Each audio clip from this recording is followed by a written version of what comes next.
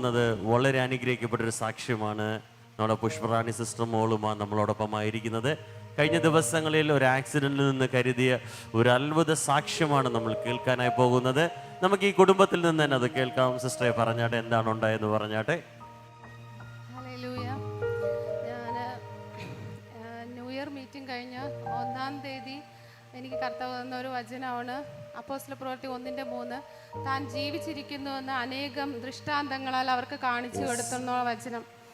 അതെനിക്ക് 2025 തന്നെ കർത്താവ് ജീവിക്കുന്നു എന്നുള്ളൊരു ഒത്തിരി കോൺസെപ്റ്റ് എനിക്ക് എൻ്റെ ശരീരത്തിലും കണ്ണുകളിലും അനുഭവിക്കാൻ പറ്റിയിട്ടുണ്ട്. അപ്പോൾ കർത്താവ് ജീവിക്കുന്നു എന്ന് ഞാനിങ്ങനെ പറയും. അപ്പോൾ എനിക്ക് എല്ലാവരും പറയുമ്പോൾ കർത്താവ് ജീവിക്കുന്നു എന്ന് എനിക്ക് തെളിയിക്കണം, ആ രീതിയിൽ എനിക്ക് ശുശ്രൂഷിക്കണം, അതാണ് എൻ്റെ ആഗ്രഹമെന്ന് ഞാൻ എപ്പോഴും കർത്താവിനോട് പറയും. അപ്പോൾ 1-ാം തീയതി ബൈബിൾ ഇങ്ങനെ എടുത്ത് ഫസ്റ്റ് നമ്മൾ ന്യൂ ഇയർ മീറ്റിംഗ് കഴിഞ്ഞിട്ട് ഉറങ്ങിയിട്ട് എണീറ്റിട്ട് ബൈബിൾ എടുത്ത് ആദ്യം വായിച്ചപ്പോഴാണ് കർത്താവ് താൻ ജീവിച്ചിരിക്കുന്നുവെന്ന് അനേകം ദൃഷ്ടാന്തങ്ങളാൽ അവർക്ക് കാണിച്ചു കൊടുത്തു എന്ന് വചനം തന്നത്. അടുത്ത് 3-ാം തീയതി വൈകുന്നേരം നമ്മുടെ ഫസ്റ്റ് സെൽ മീറ്റിംഗ് ആയിരുന്നു ജനുവരിയിലെ 3-ാം തീയതി വൈകുന്നേരം 7 മണി കഴിഞ്ഞ സമയത്ത് ഞാനും ചേട്ടനും കൂടെ ബൈക്ക് എടുത്തിട്ട് നമ്മൾ വീട്ടിൽ നിന്ന് ഇറങ്ങിയതേ ഉള്ളൂ. അപ്പം അന്ന ഇമ്മാനുവലും വീട്ടിനകത്താണ്. നമ്മൾ ഗേറ്റ് തുറന്ന് റോഡിൽ നിന്ന് ബൈക്കിൽ കയറി റോഡ് ഇങ്ങനെ തിരിയുന്ന സമയത്ത് എന്താ പറയുക, സ്പീഡിൽ വരല്ല ബൈക്ക്, ഡൂക്ക് ബൈക്ക്, സ്പീഡിൽ വരുന്ന ഒരു ബൈക്ക് അത് താഴേന്ന് വരുന്നത് കണ്ട് നമ്മളിങ്ങനെ ബൈക്കിൽ കയറി തിരിഞ്ഞതേ ഉള്ളൂ. സെക്കൻഡുകൾക്കുള്ളിൽ തന്നെ ആ ബൈക്ക് നേരെ വന്ന് നമ്മുടെ ബൈക്കിലാണ് ഇടിച്ചതെന്ന് വെച്ചാൽ നമ്മൾ രണ്ടുപേരും രണ്ട് സൈഡ് ഇങ്ങനെ ചേട്ടൻ വണ്ടി ഓടിക്കുന്ന ആ ബാക്കിൽ 2 സൈഡും കാലിട്ടാണ് ഇരുന്നത്. അപ്പോൾ നമ്മൾ കാലിങ്ങനെ വെച്ചിരിക്കുന്നതിൻ്റെ തൊട്ട് ബാക്കിൽ, എൻ്റെ കാലിൻ്റെ തൊട്ട് ബാക്കിലായിട്ടാണ് ആ വണ്ടി ഫുള്ള് വന്ന് കയറിയത്. ഫുള്ള് ഇടിച്ച് കയറി നമ്മളെ ബൈക്ക് ഒരുപാട് ചീത്തയായിപ്പോയി. എനിക്കത് പറയാൻ അറിയത്തില്ല, ഒരുപാട് ചീത്തയായിപ്പോയി ബൈക്ക്, അത്രയും ചീത്തയായിപ്പോയി.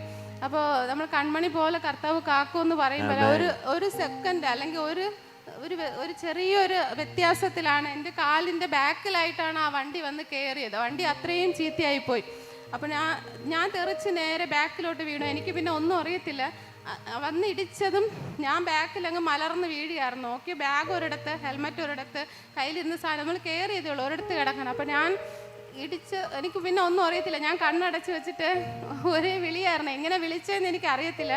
ഞാൻ വിളിച്ചത് യേശുവേ യേശുവേ എന്നാണ് വിളിച്ചത്. അപ്പോൾ അടുത്തുള്ള വീട്ടിലുള്ളവർ പിന്നെ പറഞ്ഞു, ആ വിളികൾ കേട്ടിട്ട് അവരെ ഉള്ളുപോലും വല്ലാതെ തോന്നി എന്ന് പറഞ്ഞിട്ട് ഞാൻ നിർത്താതെ വിളിച്ചുകൊണ്ടേയിരുന്നു. എനിക്കറിയത്തില്ല എങ്ങനെയാണ് വിളിച്ചതെന്ന്, ഒരേ സ്വരത്തിൽ വിളിച്ചുകൊണ്ടേയിരുന്നു. എന്ന് വെച്ചാൽ ആക്സിഡൻ്റ് ഉണ്ടായി പിന്നെ എനിക്കൊന്നും അറിയത്തില്ല. കണ്ണടച്ച് വെച്ചിട്ട് യേശുവേന്ന് അങ്ങനെ വിളിച്ചുകൊണ്ടേയിരുന്നു. കുറച്ച് സമയം ചേട്ടൻ ബൈക്കെല്ലാം എടുത്ത് നൂത്ത് വെച്ചിട്ട് എന്നെ വിളിച്ച്, നീ എണീര്, കുഴപ്പമൊന്നുമില്ല എന്ന് പറഞ്ഞ് തട്ടി വിളിച്ചപ്പോഴാണ് ഞാൻ വിളി നിർത്തിയത്. എന്നെ അറിയാതെ ഞാൻ അങ്ങനെ യേശുവേന്ന് വിളിച്ചുകൊണ്ടേയിരുന്നു. അപ്പോൾ ഞാൻ ഫുള്ള് ഇടിച്ചാണ് ബാക്ക് വീഴുന്നത്. അപ്പം ഞാൻ ചിന്തിച്ചു, എനിക്കിനി എണീക്കാൻ പറ്റത്തില്ല. ഈ വണ്ടി ഇടിച്ചതും ഞാൻ ബാക്കിൽ റോഡിൽ പോയി മലർന്ന് വീഴുന്നതാണ്. ഇനി എനിക്ക് എണീക്കാൻ പറ്റത്തില്ല. എൻ്റെ ഉള്ളിൽ പറയുകയാണ്, എൻ്റെ നട്ടെല്ല് പൊട്ടി, ഇനി എണീക്കാൻ പറ്റത്തില്ല. ആ ഒരു ചിന്ത എൻ്റെ ഉള്ളിൽ കൂടെ ഓടുകയാണ്. അങ്ങനെയാണ് ഞാൻ കണ്ണുപോലും തുറക്കാതെ വെച്ചിട്ട് ഇങ്ങനെ യേശുവെന്ന് വിളിച്ചുകൊണ്ടേയിരുന്നു. അപ്പോൾ എന്നെ തട്ടി വിളിച്ചിട്ടുണ്ട്, നിനക്കൊരു കുഴപ്പമില്ല, എണീക്കുമെന്ന് പറഞ്ഞിട്ട്. അപ്പോൾ എന്നെ പിടിച്ചെണീപ്പിച്ച് വിട്ടപ്പോൾ അവിടുന്ന് ഇടിച്ചതിൻ്റെ വേദന ഉണ്ടായിരുന്നു. അതുകൊണ്ട് ഞാനിങ്ങനെ വീട്ടിനകത്തോട്ട് ഗേറ്റ് തുറന്ന് കയറിയാൽ മതി, നടയിലാണ് ഉടനെ സംഭവിച്ചത്. അകത്ത് വന്ന് കയറിയിട്ട് ഞാനിങ്ങനെ നടന്നു നോക്കി വീട്ടിനകത്തൂടെ, എനിക്ക് നടക്കാൻ പറ്റുന്നുണ്ടോ എന്ന് വെച്ചാൽ വണ്ടി വന്ന് ഇടിച്ചതും ഞാൻ ബാക്ക് റോഡിൽ പോയി അങ്ങ് ഇടിച്ച് കുറച്ച് ബാക്കിൽ അങ്ങ് പോയി വീണതാണ്. അപ്പം നടന്നു നോക്കിയപ്പോൾ എനിക്ക് കുഴപ്പമില്ല. അപ്പം ഞാൻ അകത്ത് കയറി വന്നിട്ട് യേശുപ്പാ ഒരു ആപത്തും വരാതെ കാത്തുമല്ലോ എന്ന് പറഞ്ഞിട്ട് ഇങ്ങനെ പ്രാർത്ഥിച്ചിട്ട് അപ്പം കുറച്ച് സമയം അവിടെ നിന്ന പയ്യനും അവരൊക്കെ സംസാരിച്ചിട്ട് എല്ലാവരും പിരിഞ്ഞു പോയി. അപ്പോൾ സെൽ മീറ്റിങ്ങിന് ഇറങ്ങി നിന്നതാണ്. അപ്പോൾ 2 പേരായിട്ട് ചേർന്ന് ആ ബൈക്ക് ഒത്തിരി ചീത്തയായിപ്പോയി. 2 പേരായിട്ട് തള്ളി ആ ബൈക്കിനെ കൊണ്ട് അകത്ത് വെച്ചു. എന്നിട്ട് ചേട്ടൻ പറഞ്ഞു, നീ ഇവിടെ നിൽക്ക്. ചേട്ടൻ്റെ കാലിൽ കുറച്ച് വേദനകൾ, ഇതുപോലെ ഇടിച്ചതിൻ്റെ വേദന മാത്രമേ ഉള്ളൂ. കർത്താവ് വലിയ രീതിയിൽ യേശുപ്പൻ കാത്തത് എന്ന് വെച്ചാൽ കർത്താവ് ജീവിക്കുന്നു എന്നുള്ളത് സത്യമാണ്. ആ രീതിയിലാണ് ഞാനും ചേട്ടൻ രക്ഷപ്പെട്ടത്. ഞാനും ചേട്ടനും അന്ന ഇമ്മാനുവലിൽ നിന്ന് സന്തോഷത്തോടെ ജീവിക്കുന്നുവെങ്കിൽ യേശുപ്പൻ്റെ കൃപ മാത്രമാണ്, യേശുപ്പന് നമ്മളോടുള്ള സ്നേഹം മാത്രമാണ്.